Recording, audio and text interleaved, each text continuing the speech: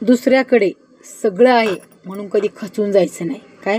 दुसऱ्याकडे सगळं आहे म्हणून कधीही खचून जायचं नाही. हा विचार करायचा. आपल्याकडे जे आहे त्यांच्याकडे पण नाही आहे ना, हा जर तुम्ही विचार केला ना, तुम्ही संसारामध्ये नक्की सुखी होऊ शकाल. होणार का नाही? म्हणून कधीही कुणाची तुलना करायची नाही. आपण नेमकी परेशान कधी होतो? कारण की दुसऱ्याने जेव्हा गाडी घेतली तर आपण परेशान होतो. अरे त्याच्याकडे गाडी आहे आणि त्याच्याकडे डागडागिने आहेत आणि माझ्याकडे काहीच नाही आहे. हा डोक्यातून विचारच काढून टाकायचा. कारण की देवाने एकच व्यक्ती अशी बनवली की त्याच्याकडे जे आहे ते कधी दुसऱ्या व्यक्तीकडे नसणार आहे. म्हणून कधीच कुणाची तुलना करू नका. तर तुलना केल्याने फक्त आयुष्यामध्ये तुम्हाला दुःखच भोगावं लागणार आहे.